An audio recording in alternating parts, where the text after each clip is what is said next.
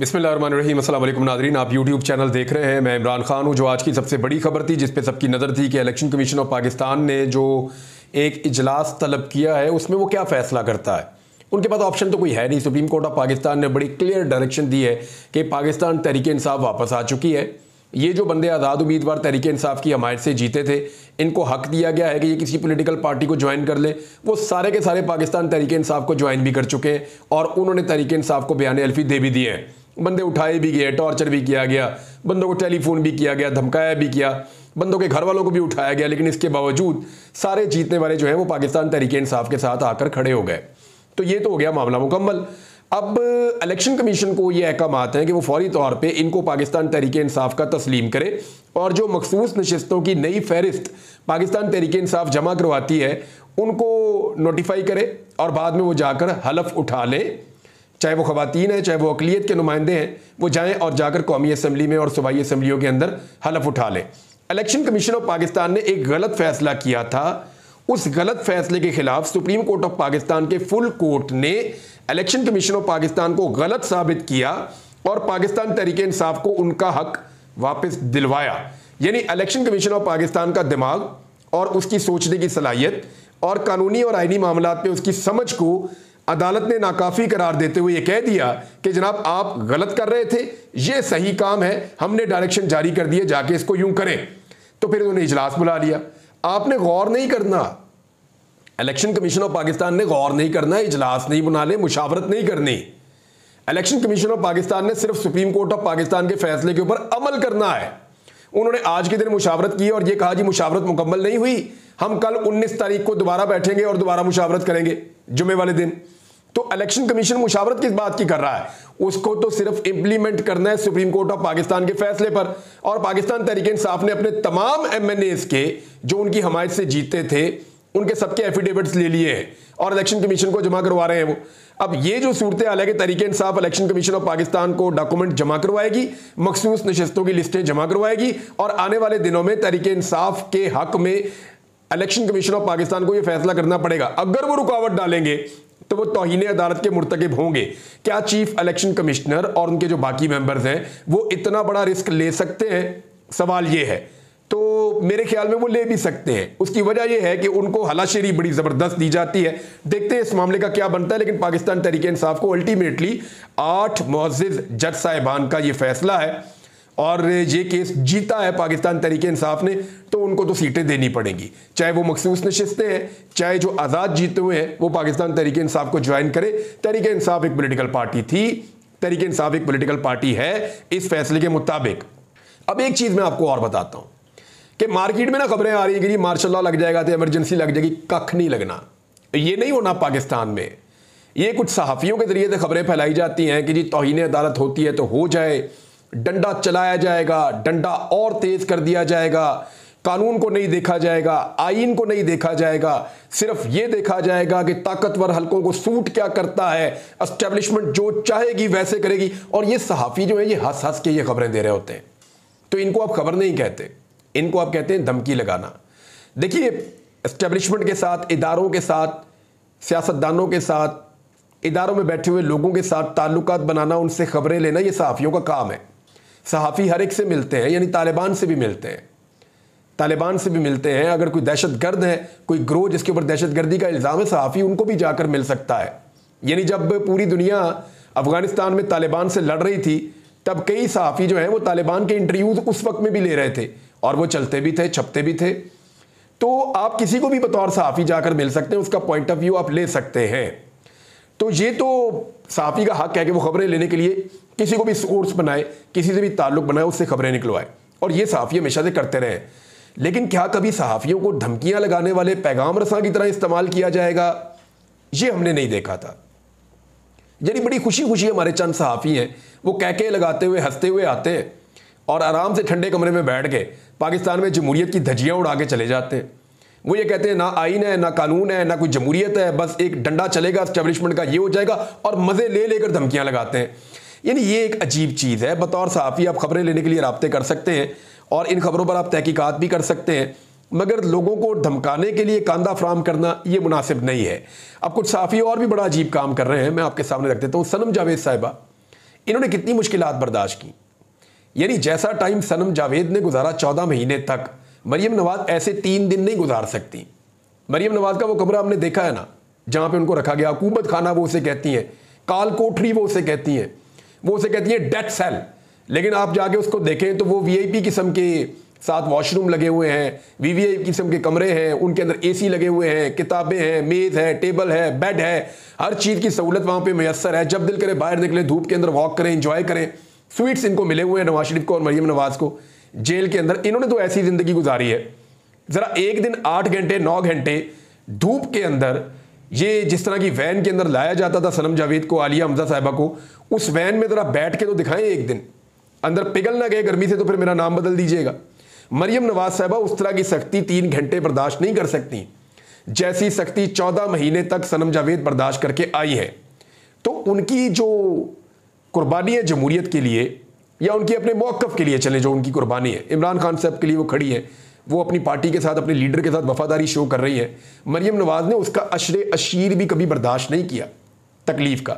अब बजाय इसके कि उसको अप्रिशिएट करेंगे, यार एक पॉलिटिकल वर्कर है, 14 महीने मार खाई, ख्वाजा साद रफीक जैसा बंदा भी चिल्ला उठा के यार बस कर दो, बहुत हो गई है, तो बजाय इसके कि उसको अप्रिशिएट करें, आप ये कहें कि यार पाकिस्तान में जमहूरी कल्चर है, लोगों की जमहूरी सोच है, लोगों ने मारे खाई हैं, हम अप्रिशिएट करते हैं, ये कहने के बजाय आप उसकी किरदारकुशी कर रहे हैं और चंद सहाफ़ियों से किरदारकुशी करवा रहे हैं। वो अपने वालिद के साथ बैठी है तो कुछ लोग उस पर एतराज़ करेंगे कि वालिद गिरामी के साथ क्यों बैठी है। उनके भाइयों जैसा है वकील मियाँ अली अशफाक, और मैं जानता हूँ अली ने मेरे सामने ये बात की हुई है कि यार ये मेरी बहनों की तरह है, मैं इनको निकाल के लाऊंगा, इमरान मुझे तकलीफ होती है। उसने मुझे कहा था कि मुझे वाकई तकलीफ होती है, मेरा बस चले, क्योंकि मैं थोड़ा सा फ्लेयर अप हो गया था, मैं गुस्से में बात कर रहा था उस मीटिंग में। तो उसने कहा कि यार क्या आपको नहीं लगता, मेरा दिल नहीं करता कि मैं इनको निकाल के जल्दी बाहर ले आऊँ। कहता यार बहनों की तरह है, हमारे घर में भी ऐसी ही खवातीन रहती हैं, तो तकलीफ तो होती है यार, लेकिन कानून के अंदर बहुत सारी चीज़ें आपको प्रूव करनी पड़ती हैं। फिर सिस्टम जैसे काम कर रहा है, जिस तरीके से अपने आप को निज़ाम नंगा कर रहा है, इसमें चीज़ों में इतनी जल्दी नहीं हो सकती। तो वो हम इस पर बहस करते रहते थे, तो वो तो अपनी बहन की तरह समझता है, अपने मुंह से भी कह रहा है। लेकिन ये प्रोपेगेंडा करने वाले जो है वो इज्जत के ऊपर कीचड़ उछाल रहे हैं सिर्फ इसलिए कि मैदान में उसका मुकाबला नहीं कर पा रहे। और नून लीग की बड़ी पुरानी रवायत है, जब ये बेनज़ीर से मैदान में मुकाबला नहीं कर पा रहे थे ना, तो ये उनकी गंदी तस्वीरें बना के हेलीकॉप्टरों से फेंक रहे थे, ये उन्हें पीली टैक्सी कह रहे थे।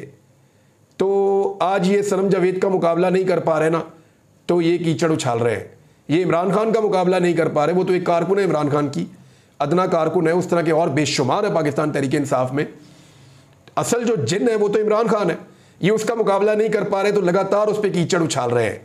कभी उसको यहूदियों का एजेंट कहते हैं, कभी उसे कहते हैं ये मुसलमान ही नहीं है, कभी उसे कहते हैं कि जनाब ये फलां का एजेंट है, कभी ये कहते हैं कि जनाब ये यहूदी है, कभी उसको कुछ कहते हैं, कभी कुछ कहते हैं, कभी उसको गुस्ताखे रसूल करार दे देते हैं, कभी उसके ऊपर मजहबी फतवे लगा देते हैं, कभी उसकी खवातीन के ऊपर, घर की जो खवातीन है उनके ऊपर एलिगेशंस लगा देते हैं, उसके करैक्टर के ऊपर जो है वो उंगलियां उठाते हैं, कीचड़ उछालते हैं, कभी उसको नशई करार दे देते हैं। तो ये सारा कुछ करैक्टर असैसिनेशन ये तब करते हैं। मुझे बताएं ना, इमरान खान को कौन है जो जाके जेल में नशा दे सकता है? कोई भी नहीं, क्योंकि मैंने इनको बताया था कि वो नशा नहीं करता। ये इस गलत फहमी में थे कि इमरान खान को उठाएंगे, उठा के जेल में बंद करेंगे और जनाब उसके बाद हम उसे तोड़ देंगे इसलिए कि वो नशा करता है और वो 2-3 दिन के अंदर ये हो जाएगा तो वो हो जाएगा। सारे इनके एस्टीमेट उड़ गए। वो आदमी वहाँ कुरान पाक पढ़ रहा है, वो आदमी वहाँ पे कहता है मैंने 4 मरतबा कुरान पाक तर्जुमे के साथ पढ़ा है। वो कहता है जी मैं वहाँ नमाज पढ़ता हूँ, मुझे इबादत करने का मौका मिलता है। वो पहले से ज़्यादा मजबूत होकर खड़ा हो गया है। ये जब जेलों में बंद होते हैं इनके मुंह उतर जाते हैं, मुंह लमक जाते हैं, ये कमज़ोर हो जाते हैं, इनकी हालत बुरी हो जाती है जब ये जेलों में बंद होते हैं। गायब हो जाना एक अलग बात है। अब लोग निकाल के मेरी तस्वीरें दिखाएंगे तो भाई जिधर मुझे रखा था ना और जिन हालात के अंदर मैं गुजरा हूँ उन हालात में 4 दिन गुजारो तुम्हें लग पता जाएगा, ऐसी की तैसी तुम्हारी फिर जाएगी। जो कुछ तुर्रम खान है ना वो वहाँ जाके 4 दिन गुजार के आ जाए। तो इमरान खान जो है वो बंद करने के बावजूद ज़्यादा मजबूत हुआ अपने करैक्टर में भी और अपनी फिजीक में भी। और ये जब भी बंद होते हैं इनका करैक्टर भी लूज हो जाता है, ये कमज़ोर भी हो जाते हैं, ये जिस्मानी और ज़हनी तौर पे हर तरह से हार मान लेते हैं और इल्ज़ामात लगाते थे इमरान खान पे कि वो तगड़ा नहीं है, वो खड़ा नहीं हो पाएगा। अब ये जब मैदान में मुकाबला ना होना तो फिर ऐसी किरदार कुशी होती है और मेरे ख्याल में PMLN को सीखना चाहिए और ये हरकतें नहीं करनी चाहिए, क्योंकि वो खुद अब एक खातून लीडर के ज़ेरे निगरानी परवरिश पा रहे हैं PMLN के लोग। तो उन्हें ये बात समझनी चाहिए, खासतौर पर मेरे कुछ सहाफ़ी दोस्त हैं उनको तो ये बात अच्छी तरह समझ लेनी चाहिए कि इस लड़ाई में उन्हें कुछ नहीं मिलना, वो ज़्यादा से ज़्यादा एक आधा उहदा दोबारा मिल जाएगा, कोई पीआरओ शिप मिल जाएगी। उसके लिए इतना ना गिरे कि आपको कल शीशा देखते हुए भी शर्म आनी शुरू हो जाए। एडहॉक जजेस के मामले के ऊपर भी खबर है नादरीन। मैंने आपसे पहले कहा था कि जस्टिस मकबूल बाकर साहब भी नहीं खड़े होंगे, तो 2 जजेस इसमें से निकल गए, बाकी रह गए 2। अब जो 2 बाकी रह गए हैं उनमें से भी मेरी इत्तला के मुताबिक एक जज शदीद शशोपंज का शिकार है, हो सकता है वो भी निकल जाए, और फिर एक जज रह जाएगा अकेला। तो कादी फायद ईसा साहब उस एक जज से जो फैसले करवाने हैं ना वो फिर करवा लें। देखिए, एडहॉक जजेस के खिलाफ पाकिस्तान भर की वकला तंजीमें खड़ी हो गई हैं। पेशावर हो, कराची हो, लाहौर हो, इस्लामाबाद हो, हर जगह से ये खबरें आ रही हैं। पाकिस्तान बार काउंसिल ने तो ये भी कह दिया कि जी आप आईनी मसाइल के लिए या उनके हल के लिए एक अलहदा बेंच आप तश्कील दे दें जो सबको मंजूर हो, वो बेंच उसके ऊपर फैसले करता जाए। ठीक है, कादी फायद ईसा साहब एक लार्जर बेंच बना दें कि आईनी मामलात मुल्क के ये देखेगा, और कादी फायद ईसा साहब अपने आप को तहरीक इंसाफ कह रही है जी आप इमरान खान के और तहरीक इंसाफ के केसेस से आप दूर हो जाएं कादी साहब। अब कादी साहब खुद दूर होने के बजाय अपनी तरह के एडहॉक जजेस मजीद लेकर आ रहे हैं कि आओ मिलकर मारते हैं तहरीक इंसाफ को। ये तो ऐसा महसूस हो रहा है। अब तहरीक इंसाफ का उसके ऊपर बड़ा सख्त रद्देमल आया है। वकला तंजीमें पेशावर से, कराची से, लाहौर से, इस्लामाबाद से, दीगर जगहों से खड़ी हो गई हैं, जबकि जो पाकिस्तान बार काउंसिल है उसने भी इसके ऊपर अपना मौक़िफ़ दिया है, और जो सीनियर तरीन वकला हैं पाकिस्तान में उन सब ने इस मौके पर एडहॉक जजेस की तैनाती को गलत करार दिया। इस मौके पर यानी एडहॉक जजेस को इतनी बुरी बात नहीं है, लेकिन जो जजेस आप लेकर आ रहे हैं तहरीक इंसाफ पहले से समझ रही है कि ये जजेस सारे वही हैं जो शहबाज शरीफ, नवाज शरीफ के बहुत करीब और उनके लिए अच्छे फैसले करने वाले और तहरीक इंसाफ के खिलाफ फैसले करने वाले हैं। उनकी परसेप्शन पहले से ये बनी हुई है कि ये हमें मारने के लिए लाए जा रहे हैं, और फिर टाइमिंग भी कैसी है देखें। ये कादी फायद ईसा साहब जो एडहॉक जजेस इसलिए ला रहे हैं कि हम जल्दी केसेस सुनना चाहते हैं, इन्होंने कई महीनों तक सुप्रीम कोर्ट ऑफ पाकिस्तान की सीटें खाली रखी हैं जजेस की। किस लिए? क्योंकि उस वक्त जब तक ये चाह रहे थे कि पेशावर हाई कोर्ट के चीफ जस्टिस रिटायर नहीं हो जाते और कुछ जजेस ऐसे हैं जो रास्ते से नहीं हट जाते, तब तक इन्होंने ये कोशिश ही नहीं की। यानी थोड़ा अरसा पहले तक सुप्रीम कोर्ट ऑफ पाकिस्तान में जो जजेस की कैपेसिटी है वो खाली थी। जजेस की कैपेसिटी से कम जजेस मौजूद थे सुप्रीम कोर्ट ऑफ पाकिस्तान में, तब कादी फायद ईसा साहब को ये केसेस नजर नहीं आ रहे थे। और आज जब 17 जजेस पूरे हो गए हैं तो वो कह रहे हैं जी अब एडहॉक जजेस भी लेकर आने हैं। यानी इससे पहले कई महीनों तक उन्हें यह ख्याल नहीं आया। तो टाइमिंग बड़ी इंपॉर्टेंट है। कादी फायद ईसा साहब के इस फैसले को एक मुतनादे फैसला समझा जा रहा है।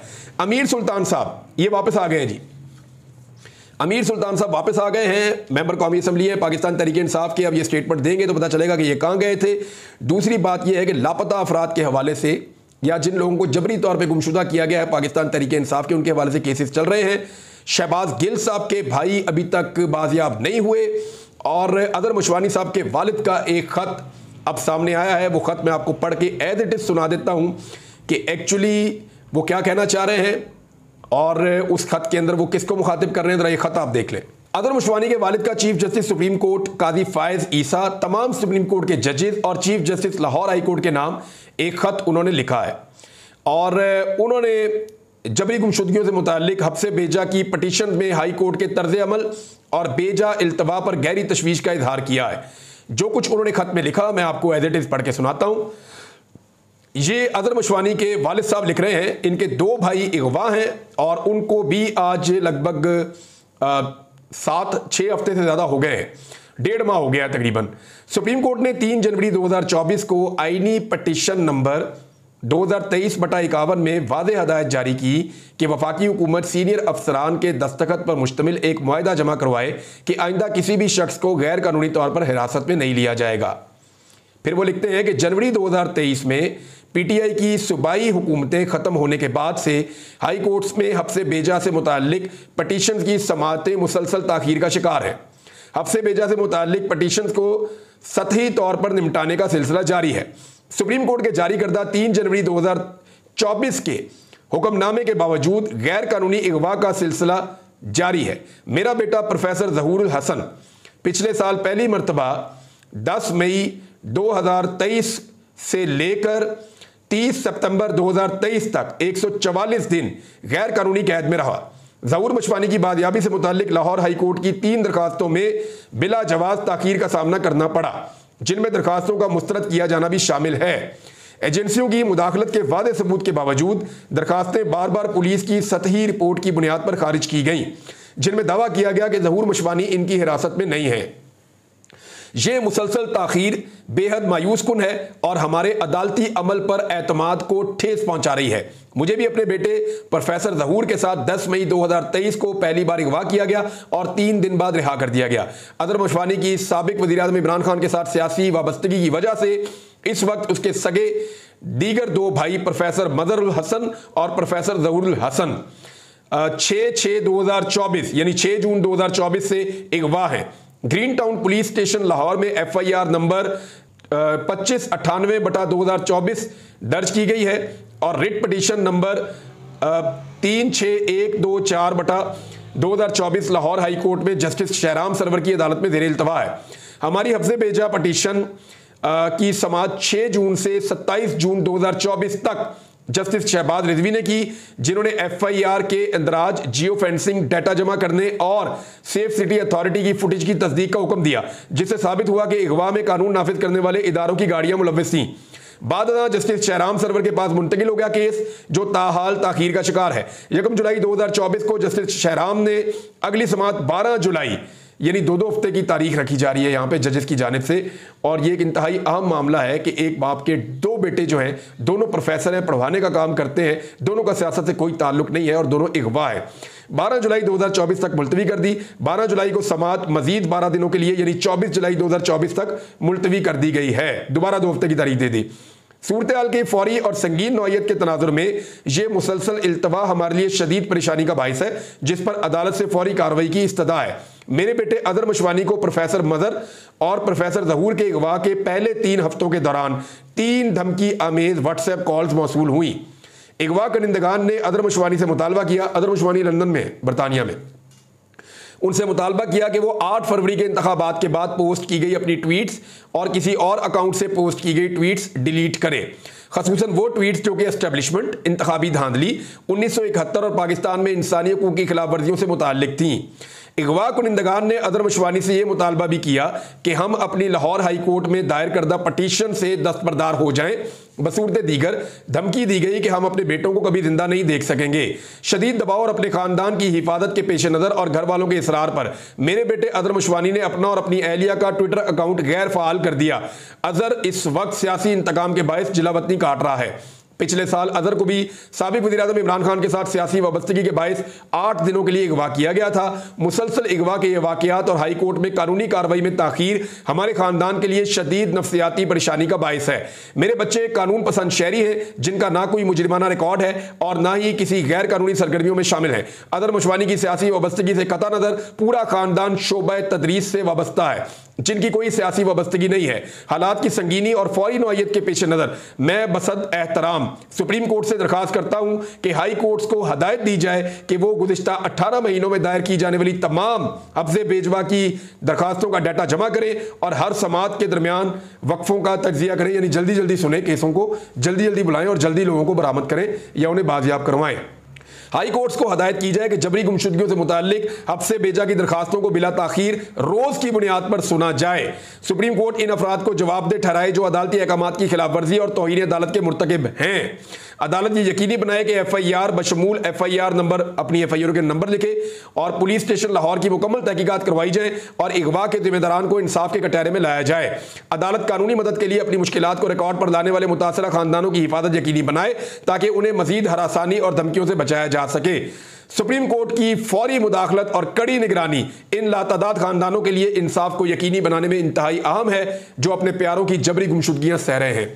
वालिद अजहर मशवानी और ये कादी फायद ईसा साहब के नाम खत है और बाकी जजेस को भी लिखा गया है। देखते हैं कि अदलिया इन्हें इंसाफ कब तक फराहम करती है।